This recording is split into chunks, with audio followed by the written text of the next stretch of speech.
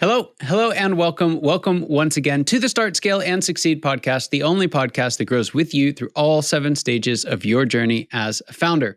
I'm your host, Scott Ritzheimer, and there's a wall that Stage 4 founders keep hitting. And it's a little different than what we've talked about here on the show, because what's happening here is predominantly from a marketing standpoint, though it's not just marketing. But what's going on is you're working on handing off parts of the business. You've got a management team in place. You've got your marketing playbook. You've done all your homework, and everything should be working right. But you're spending more and more on ads and trade shows and partnerships, and ads and trade shows and partnerships, and more and more in marketing. And the revenue growth doesn't seem to be rising at the same rate. In fact, many times for folks at this stage, it'll start to flatline despite all the additional money and effort. And so you pour in another 100,000 or two trying to make up for the lost ground, and you end up losing money faster. And then what feels like the craziest thing in the world, your marketing manager or someone else comes to you and says, "Hey, I've got it. I know the answer." And it's basically to spend more money. And you just want to pull your hair out because you know that it's not going to work, but you don't know what will. Well, if you've ever felt like that, or if you're there today, then I've got great news, because today's guest has built his entire career on solving this exact problem for major brands and entrepreneurs alike. David is the director of e-commerce at Uniqlo and the founder and CEO of marketing agency Startup Accelerators. As a high-demand coach himself, David has helped over 300 plus startups scale successfully with over 15 years of experience as an innovative marketing leader. David has driven growth for top brands, including Chanel, MAC Cosmetics, Clorox, Forever 21, and The Wonderful Company. And his biggest success story was with Nick's Ice Cream, which started selling in the Northeast. And by the end of 2022, Nick's was selling 14,000 stores, including Walmart, and had raised over $100 million in seed round funding. And the business was doing 9 figures. He's here with us today, Mr. David Lorango. So exciting to have you on the podcast. Been looking forward to this conversation because it's maddening, and this isn't something that I do. I don't really work on marketing with my clients, but so many of my clients run into this challenge and they feel trapped. So for someone out there who feels like all they got to do is all anyone wants them to do is spend more money, but they're not confident it's going to work, what would you say? Yeah. Well, Scott, thank you for having me. Excited as always to chat. It's a problem. So all you owner founders out there, know that you're not alone in this. It is a unique challenge, but it's also one that's very common. It's unique to your particular business, right? So as you've done this, like, why isn't scaling? I've had so much success. Now all of a sudden I'm flatlining. You kind of start to define the parts of the reasons why, right? So spending into oblivion and trying to spend your way out of this problem, it doesn't work. And there's a particular reason why. We can look at marketing channels like Meta or Google, but ultimately what you're doing is when you reach this certain point, you've probably already maxed out your addressable market, serviceable market, let's say, not addressable.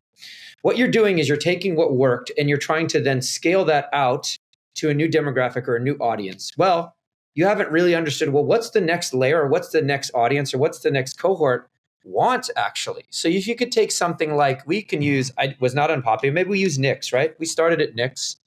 We were a business that was highly focused on those that wanted no sugar in their ice cream, right? For basically diabetics, and then keto. But then as we had to scale outside of that, right? We couldn't just be the keto brand. What happens? Not enough customers maybe care or want no sugar ice cream or keto ice cream, right? Well, what we had to do is become a more broad brand. And so when you start to spend extra, one of the elements you need to look at is, who is your market? How do you start to reach a new market? Because you're probably oversaturating. And instead of what you're doing with more spend, it's the same message to a different consumer and it's not resonating. So you have to think about changing your strategy, changing your approach, diving deeper into understanding what your new target market is going to look like. Spending more. And then, so that's just element 1. Now let's talk a little bit about the technicals, right? When you're in Meta and you're in Google, they're actually great platforms to be able to start testing this. So let's say with Nick's Ice Cream, we didn't, but I'm going to use an example of this of other brands that I've worked with. Now we're going to be the protein ice cream. We're heavy on protein. That's a different audience than for moms and kids, or for those that like to snack or premium snack. You can throw that in there. You can do ads that test into a new market segment. If all your marketing team is doing is coming back and saying, we just need to spend more, you are going to see diminishing returns, period, if you don't change it. The algorithms now, Google and Meta, allow you and have some opportunity to test into new market segments by doing that through new creative. But you're going to have to think through strategically at that point, right?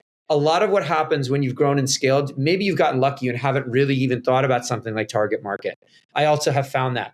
That is also where owner founders just aren't thinking about this. They aren't really understanding how to scale into the next level. And it's not, you can't do that at luck anymore. And not that any of you had just luck, but you can hit lightning in a bottle. But to be able to be the next, to grow in the next phase of your business, you really have to understand what that looks like, right? Who probably did this some of the best is Poppy. You look at Poppy when they started, they were kind of this niche soda.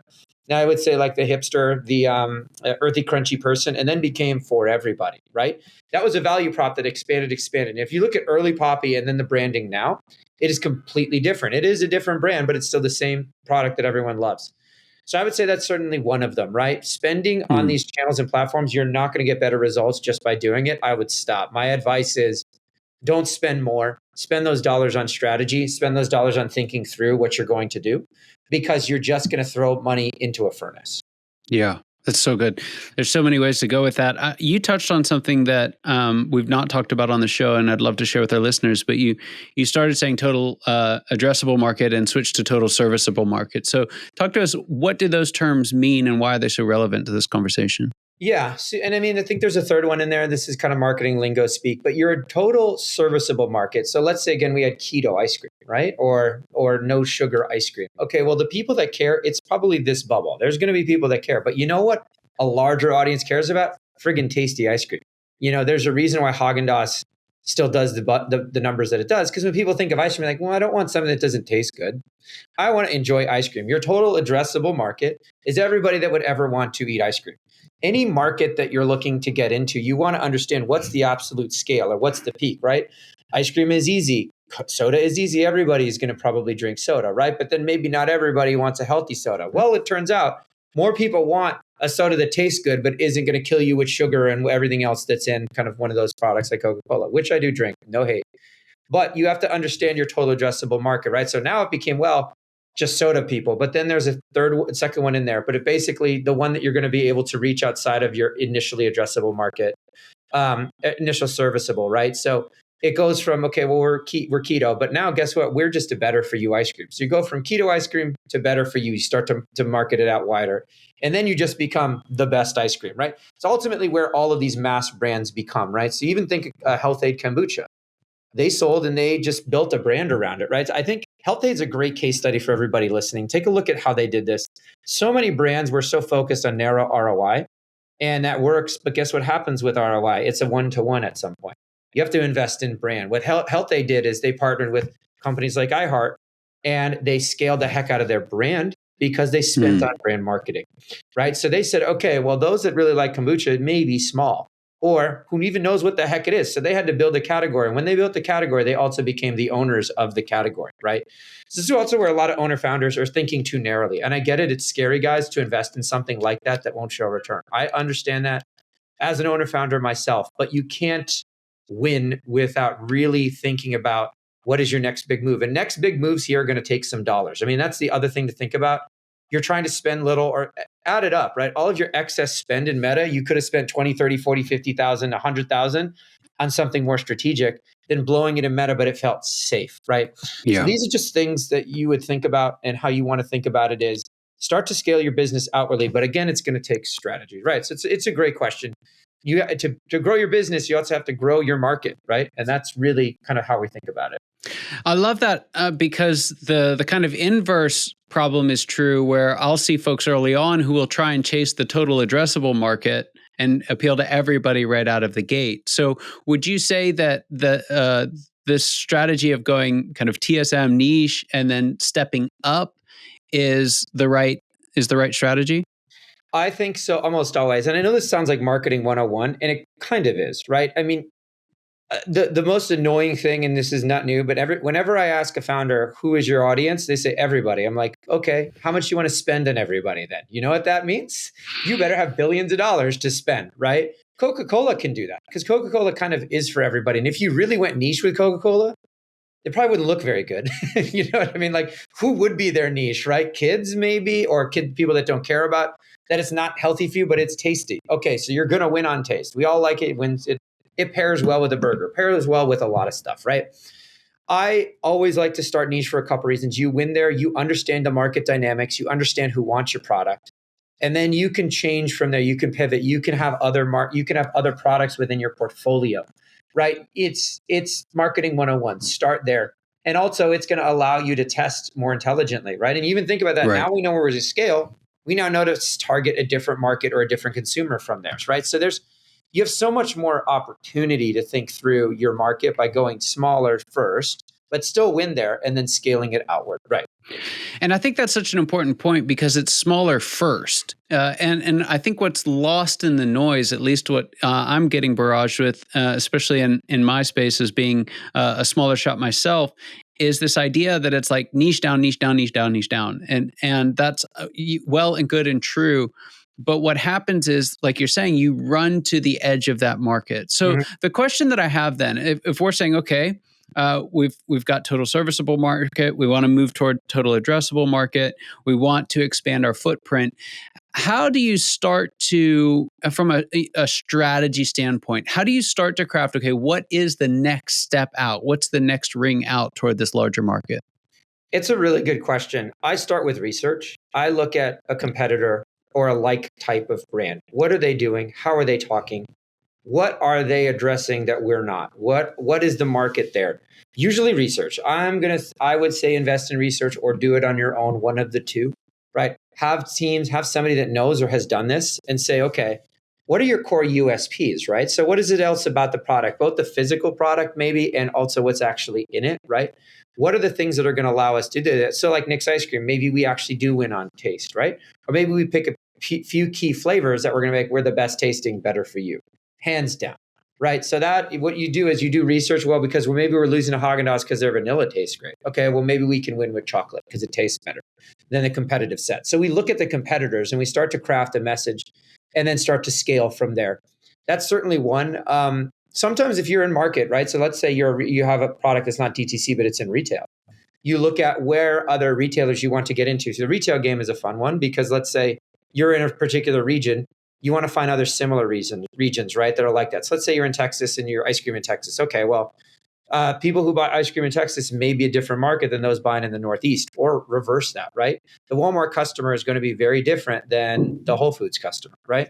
So just because you're in Whole Foods, you're like, wow, I could get into Walmart. Maybe not. Maybe that's not the right place to go. So researching your market, understanding your core demographic, and then who you're going to go on the next rung out, and then test it, right? That's where your all your ad spend should be now on testing instead of just pouring into the same thing. And also be bold. My other advice on any of this is not being, and this is a hard one too. Once you have and know your market, you're worried about alienating who it is, but then you can't really grow and scale without taking risks. And usually what I see a lot of founders in this stage is they hunker down, right? Exactly what you're saying they do. They double down on the same exact thing that they're doing, and it's not going to work because the market isn't responding in the next level. So you have to start being bold and taking some risks. That's so good. Research. Research is the first one, thinking through, taking your time, having your teams, hiring teams. Really want to look at those that are going to help you craft this narrative to be able to go to market in a better way, right? In a better way, yeah. Yeah, and David, that actually brings me to this next question that I wanted to kind of pull the leadership lens back on this. You can't do that alone, right? Especially not with all the other things that have to happen for your business to be successful. And so there's this added complexity of managing other people who are engaged in this process. And one of the things that brings is this question of like, do we have a marketing problem, a strategy problem, a team capacity problem, a budget problem? It can be hard sometimes to see through all of the mess to figure out what is the actual problem we're trying to solve. How do you help founders get to the bottom of that? Well, that's a great point. I mean, and as a consultant, right, sometimes I will be that person. Other times I will say, here's the team to hire to do this, right? Because let's take it back. Your skill set as an owner founder, you don't have it anymore to be able to scale to the next level. You just don't. You have what you have and you do well. You're going to need to bring someone or a team in to help you then, because you just don't know, right? You're hitting your skill set limit. And that's a good thing. When you've done that, now it's like, well, what's the next level? What do I do? Who do I bring in? Who are the operators that now know how to do this? I do this with CPG. I have teams one particular agency that I partner with, I'm like, these guys are going to get you into retail because we've maxed out your DTC. You need to now be in retail. So finding the teams that are going to do that, because again, you just don't know, right? So to your point, you know how to operate at this level. Great. Do the exact same thing, that entrepreneurial mind you had when you started your business to find the right people. Do the same thing when you're asking yourself, how do I really scale? What do I do next, right? Because you don't know. And that is the reality. You can research it yourself. You can take the courses. You're going to be smart, but you're going to want to cut. You're going to want to cut to the end of it. You're going to want to cut to the chase. And spend is not that. It isn't. It's the right people and teams that have done it. So that's it. It's either going to be me, or depending on the size of the business or what they need, it's going to be somebody else. But that's usually, Scott, where I find people, right? That's usually where they come to me because they're like, we don't know how to do any more of this. David, help us, right? And I'm like, yes, I and the team are the guys, or actually somebody else is going to be the team. Yeah, that's great. So I've got another question that I want to make sure folks know how they can get in touch with you, David. But the question is this: what is the biggest secret that you wish wasn't a secret at all? What's that one thing you wish everybody watching or listening today knew? The biggest secret that I think I would say it is that AI is not going to make your business for you. I don't know if that's a secret. I would say that I wish they weren't. Maybe put it this way. Creativity is what's going to win. That's the secret I wish people didn't. So let's talk about that just briefly. AI is not as creative as you think it is. Creativity is going to win your day. And if you're stuck, you know what AI is going to do? Give you more stuck things. You're not going to be able to be creative. So what do I think? It is a secret these days because everyone's talking about automation. They're talking about machine learning. They're talking about how these are going to solve efficiency challenges. They aren't really actually talking about how that's going to make you more revenue and how that's going to make you relevant, how it's going to make you different. So it's a secret to think where we come in, we're being creative with our solutions. We're having you be creative as a brand. I think true creativity and market disruption is going to be the secret that all of these brands are going to win on. The ones that are doing what they're doing before and relying on a machine to do it. You can use machines to be creative. Don't get me wrong. But that would be the secret I wish. And I selfishly, Scott, I like fun, creative marketing. And I think it's gotten it's very boring now. Remember back in 2010, 2011, 12, 13, 2007, there were fun ads. There were fun brands. Bring it back. That's your secret. Do that, have fun, and have fun. I mean, maybe that's the other one, Scott, is people forget we connect with brands because they're fun and we like what they bring us. We like the joy that they bring us, the happiness that they bring us, right? Coca-Cola is drink happiness for a reason. That was at least their tagline. The secret is be creative and have fun. And I wish that was more of a mantra, because if you're not having fun and enjoy, and I don't mean enjoy it, truly enjoy the process, enjoy this, you're going to get out of this. You're going to find partners that help you get out of your brain. If you're stuck in that, how do I scale mode, and you're frustrated, you're not having fun, you're not thinking of other ways that people are going to enjoy your product, you're stuck in a kind of negative cycle loop. So I would say that in secret, be creative and enjoy the process of what you're doing. So good. So good. David, there's some folks listening that would love to hear more about the work that you do and get your help. Where can they find out more about you and your company? Yeah, thanks. LinkedIn, I do go on LinkedIn, but I would say startupaccelerators.io. Just fill out that form and I am very quick to get back to you. I would give up my number here, but I'm worried about who would spam me. But I'm always available. I love chatting and I love kind of having these kind of conversations, Scott. So even if you're looking to get in touch with me, just a 15-minute call, tell me where you're at. I love just having conversations with any of you guys. So don't be shy. For sure. David, thanks for being on. Just a privilege and honor having you here today. Really appreciate it. And for those of you watching and listening, your time and attention mean the world to us. I hope you got as much out of this conversation as I know I did, and I cannot wait to see you next time. Take care.